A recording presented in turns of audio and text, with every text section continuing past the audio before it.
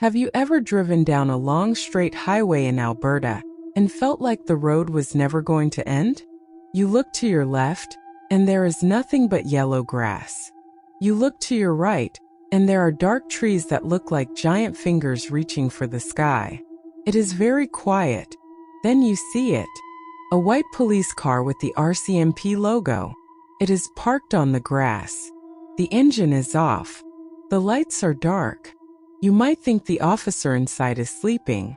You might think they are just waiting to catch someone driving too fast. But I am here to tell you a secret that will change how you look at the night forever. My name is Ruby. I spent 12 years wearing the uniform. I lived in a small town. I walked the dark paths. And I am telling you right now, we are not watching the road for speeders. We are watching the shadows for something else. In the RCMP, they teach you many things at the academy. They teach you how to drive fast. They teach you how to use a radio. They teach you the laws of Canada. But when you get assigned to the rural parts of Alberta, the places where the nearest neighbor is 20 miles away, you get a second book of rules. This book is not printed on paper. It is whispered to you by the older officers. The most important rule in that book is simple. We do not answer the phone after 3 a.m. If you are a regular person, this sounds like a lie. You think, the police have to help me. But you don't understand the static.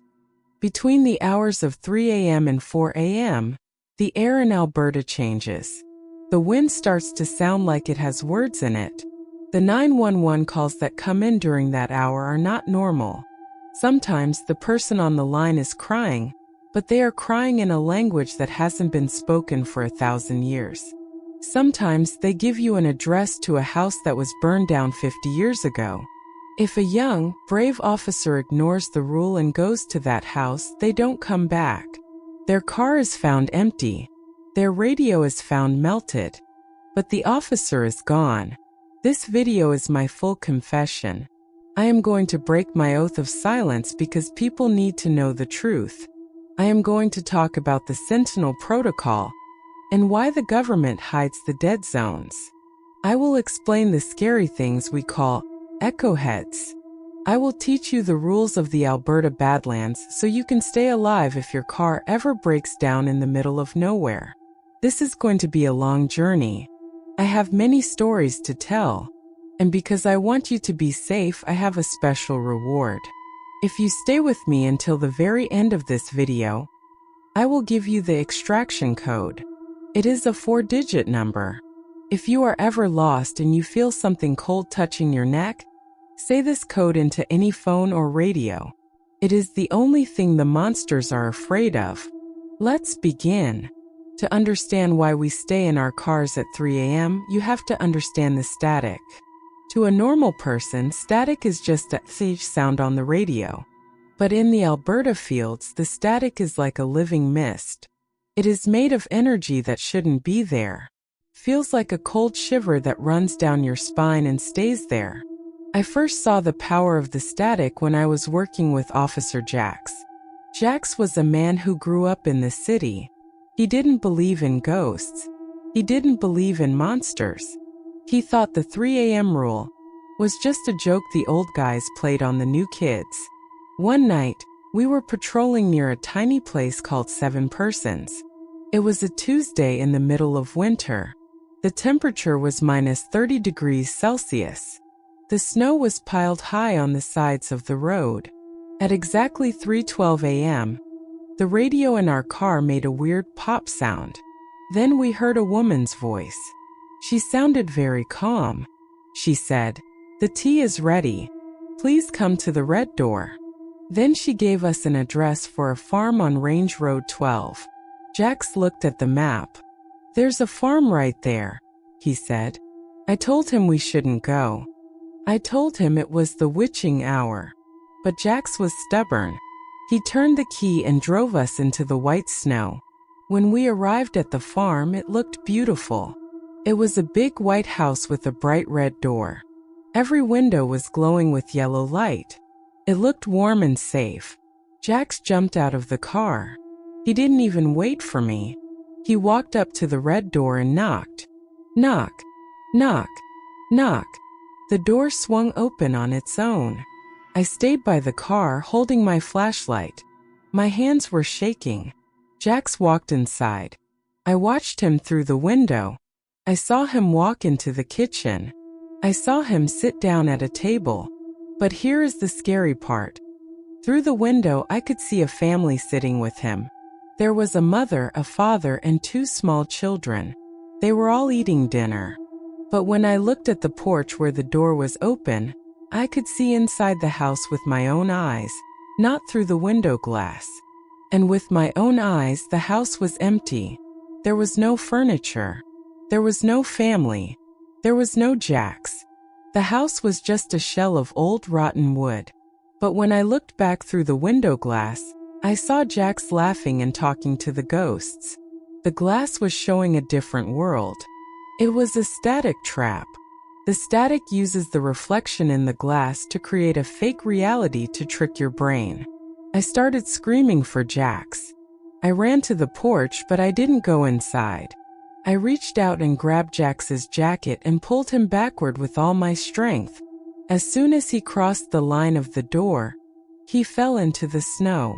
He looked at me like I was crazy. "Why did you pull me away?" he asked. "I was just having dinner with those nice people." I pointed at the house. He looked back. The lights were gone. The red door was now just a piece of gray broken wood. The house looked like it had been empty for 100 years. Jax looked at his hands. They were covered in old dry dust. The food he thought he was eating was actually dirt and dead leaves. The static had tricked his eyes and his stomach. If I hadn't pulled him out, he would have stayed in that fake house forever. He would have become part of the reflection. This is why we tell officers to never enter a building at 3 a.m. if the lights look too bright. Those lights aren't made of electricity. They are made of static. It wants to pull you into a world that doesn't exist so it can feed on your life force. After that night, Jax never laughed at the rules again. He started carrying a piece of iron in his pocket because iron helps break the static. I want to talk about something that happens on the long, flat highways of Alberta. You know those roads? They go on for miles and miles. There are no gas stations. There are no trees. Just the black road and your headlights. We have a rule called the law of the third light.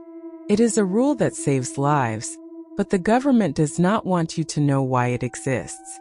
Every car on the road has 2 eyes, 2 headlights. But sometimes you will see a vehicle with 3. I learned the truth about this from Officer Benji. Benji was a very calm man. He had seen everything in his 20 years on the force. One night he was driving near a place called Crousness Pass. It was 3:30 a.m. He saw a set of 3 lights in his mirror. They were shaped like a triangle. 2 lights were on the bottom and 1 very bright blue light was on the top. At first, Benji thought it was a big construction truck. He moved his car to the side of the road to let the truck pass. But the truck did not pass.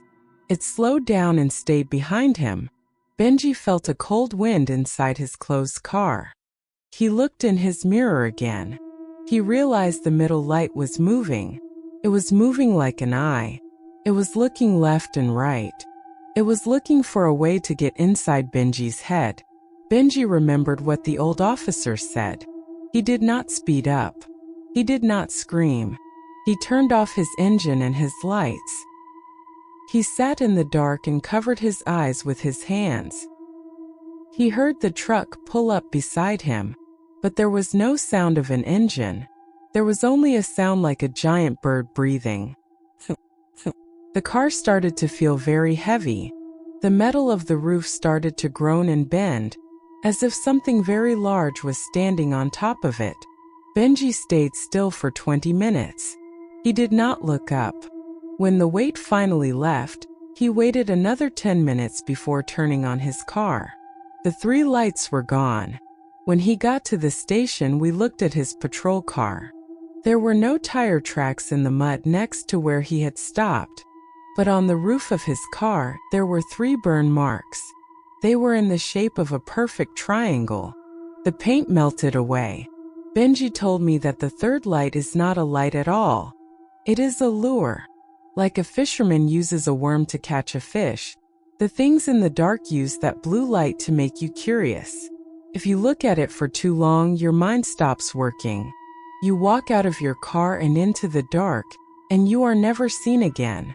This is why we tell people, if the lights are 3, let it be. Do not look, do not talk, and do not follow. A lot of people ask me, Ruby, if these things are real, why doesn't the government tell us? The answer is the Sentinel Protocol. This is a secret plan that the RCMP and the government use to keep the static away from big cities like Calgary. They know they cannot kill the monsters. So instead, they try to keep them in the countryside. An officer named Officer Katie discovered this when she was sent to guard a radio tower in the middle of a forest. Katie noticed that the tower didn't have any wires. It wasn't sending cell phone signals. Instead, it was making a very low humming sound. The sound was so low you could feel it in your teeth. Katie found a logbook inside the guard shack.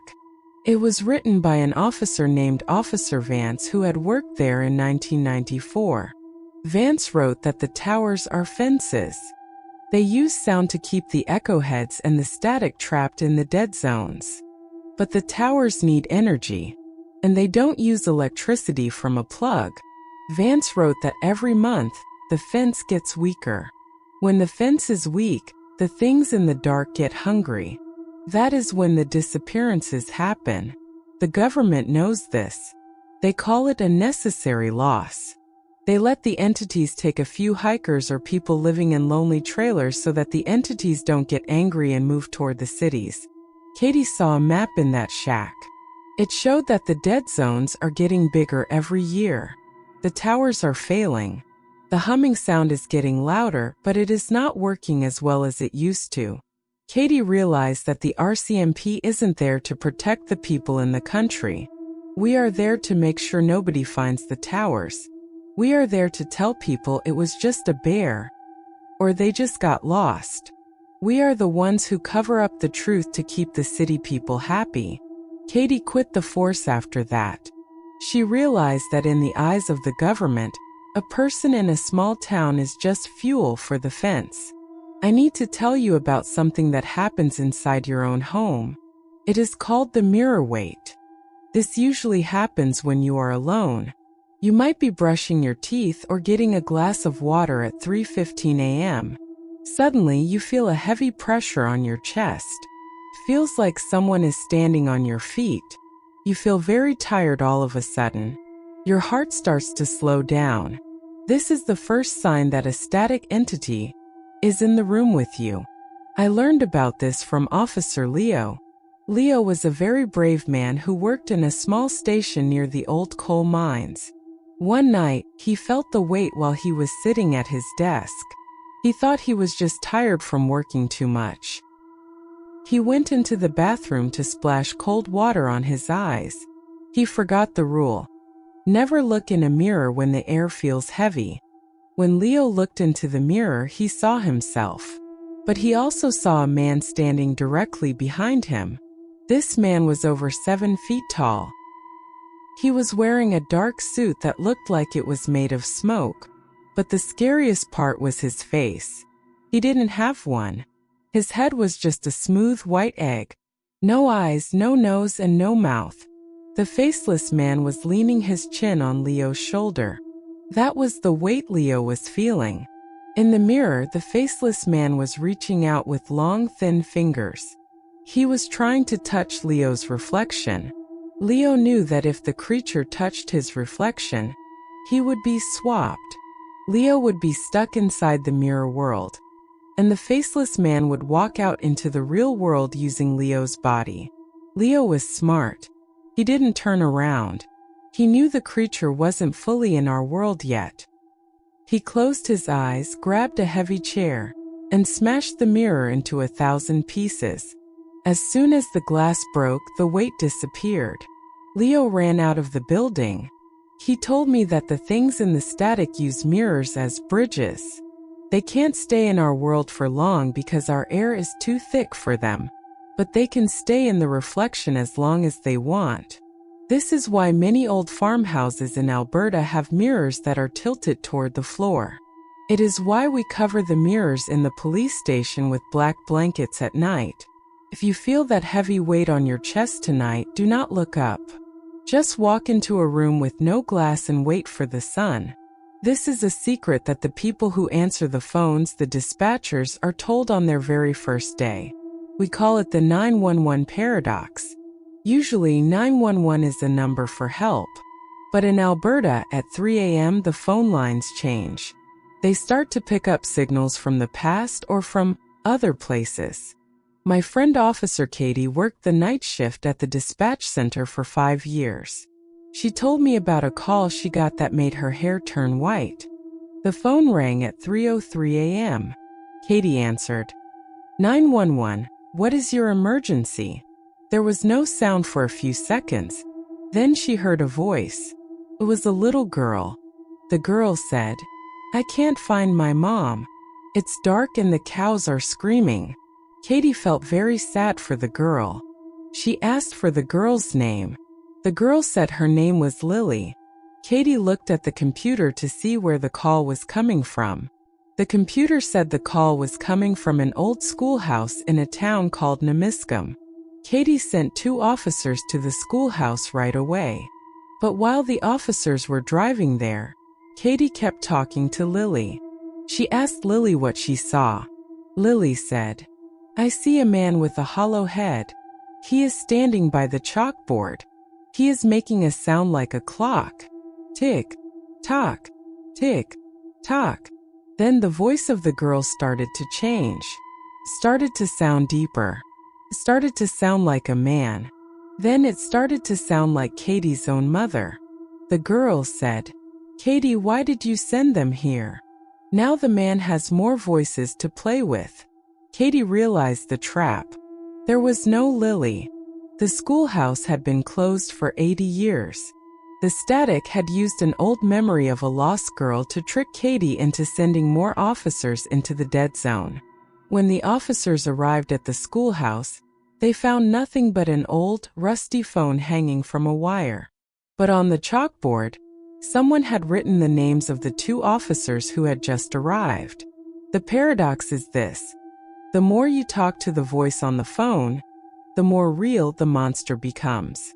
If Katie had stayed on the phone for 10 more minutes, the creature would have been able to walk right into the dispatch center. That is why we have a rule. If the caller starts repeating your words or sounds like someone you know who isn't there, hang up immediately. We are not being mean. We are stopping the static from using the phone lines as a highway into our world. Now I have to tell you about the things that actually hide in the bushes. We call them echo heads. These are the hunters of the Alberta woods. They are not animals. They are tall, thin creatures that look like they are made of gray clay. They don't have eyes or mouths. Instead, their entire head is like a big hollow drum. They don't hunt with claws. They hunt with your memories. I learned about these things from an officer named Officer Greg. Greg was a very tough man who worked near the Peace River. One night, he was looking for a missing hiker named Sam. Greg was walking through the thick trees with his dog. Suddenly, the dog stopped. It started to whimper and hid behind Greg's legs. Then Greg heard a voice. It sounded exactly like the missing hiker, Sam. The voice said, "Officer, help. I fell down the hill. I'm over here." Greg was about to run toward the voice, but then he stopped. He noticed that the voice didn't sound like it was coming from a person's throat. It sounded like it was coming from a radio. It was too perfect. Every time the voice said help, it sounded exactly the same. It was a recording. Greg shined his flashlight into the trees. He saw the echo head. It was standing perfectly still. Its chest was moving in and out, making the sound of Sam's voice. Greg knew that if he moved toward it, the echo head would jump on him. He remembered the rule of the circle. He took out a small bag of salt from his pocket. In Alberta, all rural officers carry salt. The static inside these creatures cannot cross a line of salt because it ruins their energy. Greg poured a circle of salt around himself and his dog. The echo head walked around the circle all night long. It changed its voice to sound like Greg's wife, then his boss, and then a crying baby. It was trying to find a sound that would make Greg step out of the circle. When the sun finally came up, the creature made a loud, clicking sound and ran into the shadows. Greg found Sam's backpack later, but Sam was gone. The echo head had stolen Sam's voice and was using it to catch more people. This is why we tell you, if you are camping in Alberta and you hear your friend calling you from the dark woods, but your friend is sitting right next to you at the fire, do not look. Do not answer. Put a line of salt around your tent and wait for the light. I want to tell you about the secret files. We call them the Black Files. These are papers that are hidden in a locked basement in Edmonton. They prove that the government is not trying to stop the monsters. Instead, they are working with them. An officer named Officer Tara was the one who found the truth. She worked in the records room, and one night she found a box marked Project Sentinel. Inside the box, there were photos of metal cages built deep under the ground in the Badlands. But the cages weren't meant to keep things in. They were meant to feed things. The files explained that the government knows the static needs energy to stay away from the big cities. If the static gets hungry, it moves toward places with lots of people like Calgary. To stop this, the government made a deal. They let the entities have the dead zones. Tara found a list of names in the file. Every name was a person who had gone missing in Alberta over the last 10 years. Next to the names, there were numbers. The numbers showed how much energy each person gave to the static. It was a cold, hard math problem. The government was trading a few people in the country to keep the millions of people in the city safe. They called it the maintenance of order. Tara also saw a report about officers who tried to tell the truth. Those officers were not fired. The report said they were sent to the field. In the Black Files, sent to the field means they were left in a dead zone without a car or a radio. They were given to the echo heads as a peace offering. Tara was so scared that she left the station that night and never went back. She told me that the most dangerous thing in Alberta isn't the faceless man in the mirror. It is the man in the expensive suit who decides that your life is just a number in a file. This is why we have the 3 a.m. rule. We aren't just hiding from monsters. We are hiding from a government that won't come to save us. I want to talk to you about the most important survival skill you can have in rural Alberta. We call it the rule of silence. When I was a new officer, I thought our radios were our lifelines. I thought as long as I could talk to someone, I was safe. But the older officers taught me that at 3 a.m., sound is a bridge. If you make a sound, you are building a road for the static to walk across right into your car. Every night at exactly 3 a.m., we turn our radios all the way down. We don't even whisper. I remember a story about Officer Derek. He was a young man who hated the silence. He used to play music in his patrol car or talk to himself just to stay awake. One night, while patrolling near the town of Tabor, his radio turned itself on. It wasn't the dispatcher. It was a sound like 1,000 people whispering in a small room. Then a single voice broke through the noise. It was a voice he knew very well. It was his mother's voice. She said, "Derek, honey, I'm outside. It's so cold. Why won't you let me in?" Derek almost reached for the door handle, but he stopped. He remembered that his mother lived in Ontario, thousands of miles away. He looked out his window into the blackness.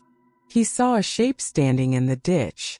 It was tall and thin, and it was holding a glowing blue light.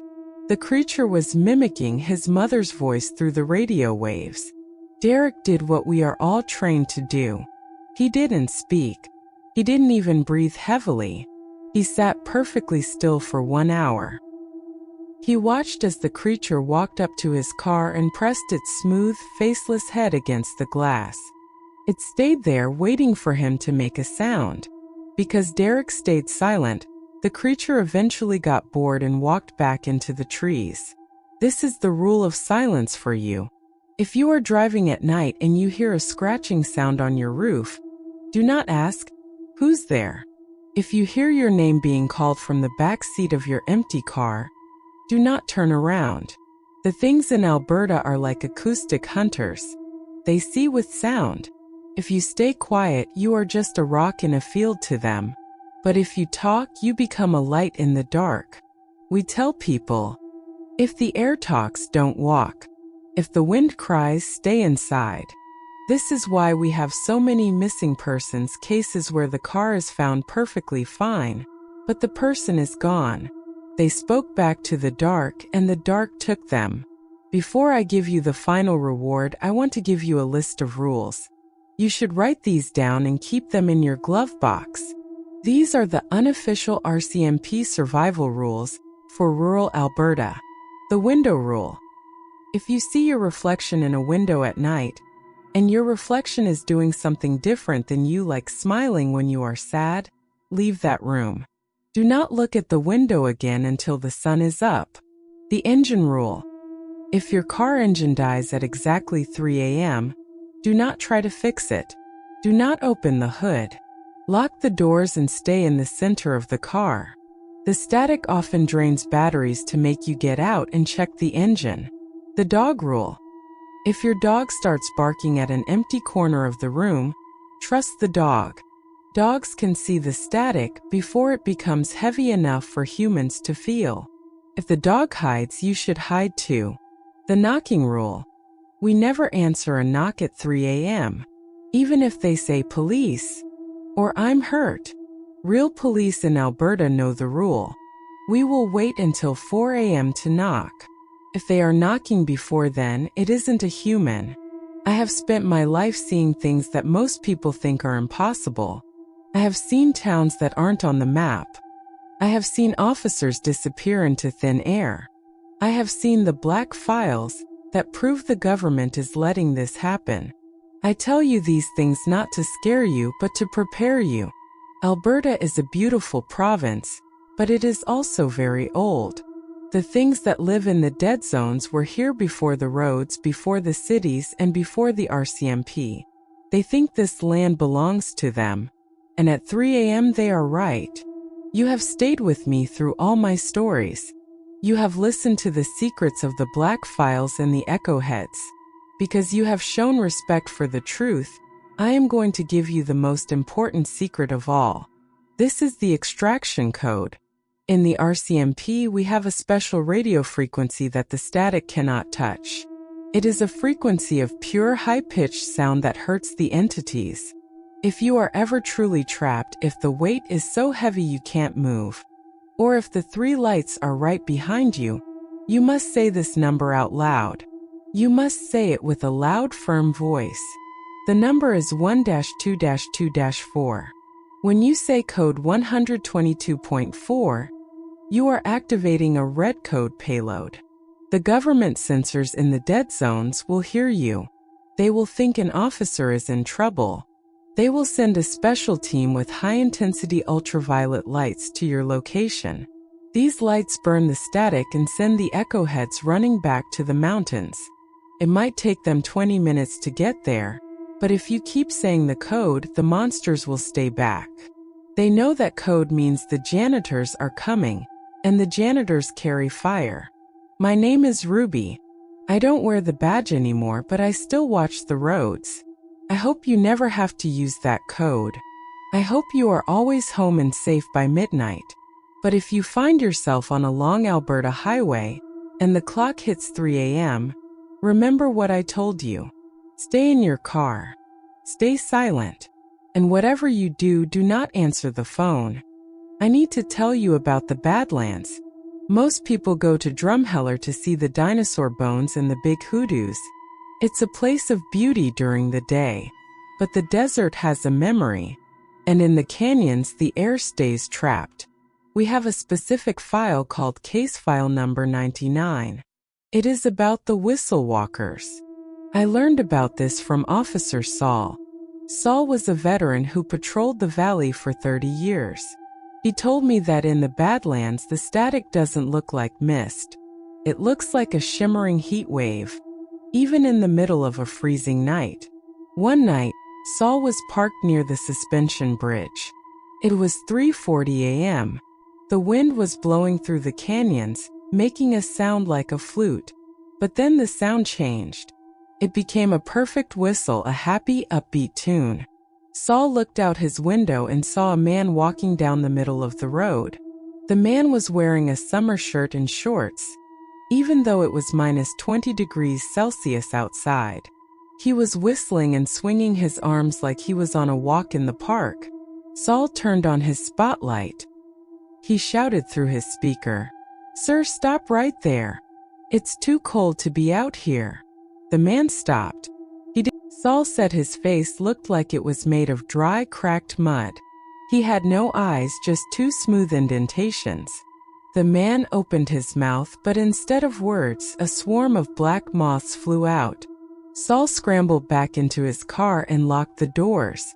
He watched as the whistle walker began to circle the car, tapping on the glass with fingernails that sounded like stones.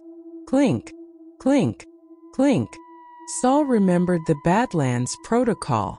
He didn't try to drive away because the whistle walkers can move faster than a car in the desert.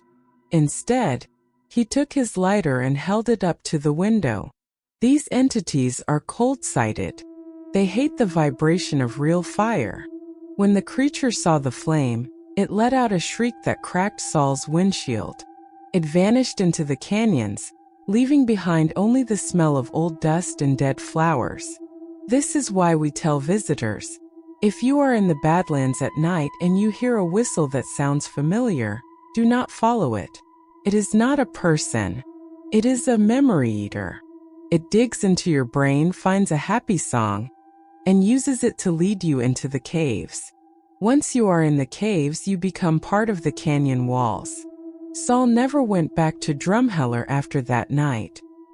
He moved to the coast, where the sound of the ocean drowns out the whistling. People ask me, "Ruby, if you're so scared, why do you go out there?" The truth is, we have special gear. The public sees our vests and our belts, but they don't see the unsanctioned kit. Every rural RCMP officer carries a small bag that isn't issued by the government. We buy these things ourselves because we want to come home. The iron spike. We carry a small piece of pure iron. If the static gets too thick and your car won't start, you touch the iron to the battery terminal. It grounds the supernatural energy and lets the engine spark. The polarized lenses. We have special yellow-tinted glasses. When you wear them at 3 a.m., you can see the static clouds. They look like purple smoke. If you see a purple cloud blocking the road, you turn around. You don't drive through it. The analog clock. Every patrol car has a digital clock, but we carry a wind-up watch. Digital clocks can be manipulated by the entities to make time loop. If your digital clock says 3:01 a.m. for an hour, but your wind-up watch says 4 a.m., you know the static is trying to trap you in a time bubble. We also carry hush tape. It's a thick black tape used to cover every LED light inside the car. At 3 a.m., even a tiny red light on your dashboard can act as a beacon for the echo heads. We sit in total absolute darkness. It's the only way to be invisible. When the veil between worlds gets thin, it's a lonely life sitting in a dark car, holding a piece of iron, waiting for the sun to come up. But it's the only way we keep the peace in a land that doesn't want us there. This is perhaps the most closely guarded secret in all of Alberta. We call them sundown settlements.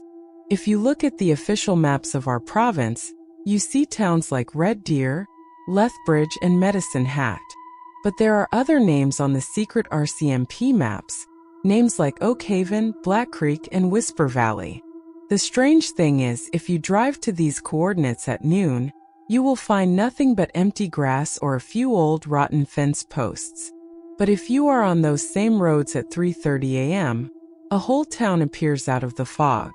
I learned about these places from an old file belonging to Officer Marcus. He was a pathfinder, a special type of officer whose only job was to map these shifting locations. Marcus told me that these towns are echoes of places that existed 100 years ago. They are trapped in the static. One night, I accidentally found myself driving into one of these towns near the Saskatchewan border. The air suddenly smelled like wood smoke and old iron. My headlights hit a sign that said, "Welcome to Oakhaven Population Constant." I saw people walking on the sidewalks. They were wearing old clothes, long coats, and top hats. But they weren't walking like normal people. Their movements were jerky, like a movie that keeps skipping. When I drove past them, they all stopped and turned their heads at the exact same time to look at my car. They didn't have eyes. They had small, glowing embers inside their sockets. I remembered Marcus's warning. If you find a sundown town, do not stop the car. Do not roll down your window. And never, ever accept a gift. I saw a woman standing in the middle of the road. She was holding a tray of fresh bread. She looked so real, so kind. But I noticed that her shadow was stretched out behind her toward the moon, not away from my headlights. She was made of static. I didn't slow down. I drove right through her. My car felt like it hit a wall of ice. The windows frosted over instantly. Behind me, I heard the entire town start to scream, a sound like metal tearing. I kept driving until the sun started to peek over the horizon. When I looked in my mirror, the town was gone. There was only a flat, empty field. The sundown settlements are where the people who disappear in Alberta go. They aren't dead, but they aren't alive either. They are being used as batteries to keep the town visible in our world. The government knows where these towns are. They even build fences around them and mark them as private property or military testing zones, so you won't wander in. If you ever see a town at night that isn't on your GPS, keep your eyes on the road. If you stop to ask for directions, you might just become the next person on the welcome sign. We have reached the end. I have shared enough secrets to put my life in danger, but I did it so you wouldn't have to face the dark alone. My time as an officer taught me that the world is much bigger and much stranger than we are told. In Alberta, the horizon is wide, but the shadows are deep. We ignore those 3 a.m. calls because we are human and we are outmatched. We choose to stay in the light so that we can protect the cities. It is a terrible choice, but it is the only one we have. Before I go, I want to remind you of the reward. I gave you the extraction code, 122.4. Write it on your hand if you have to. Carry it in your heart. If the static ever surrounds your car, if the echo heads start calling your name in your mother's voice, or if you see the third light in your mirror, say that code. Say it like you mean it. It is the only signal that forces the black file units to break their silence and come into the dead zones. My name is Ruby. I have handed in my badge, but I still keep a bag of salt by my front door. I still cover my mirrors when the moon is full. I hope my stories help you sleep a little better, or maybe they will keep you awake and alert when you drive through our beautiful haunted province. Alberta is watching you. Make sure you are watching it back. Stay safe. Stay in the light. And remember, never answer the phone at 3 a.m.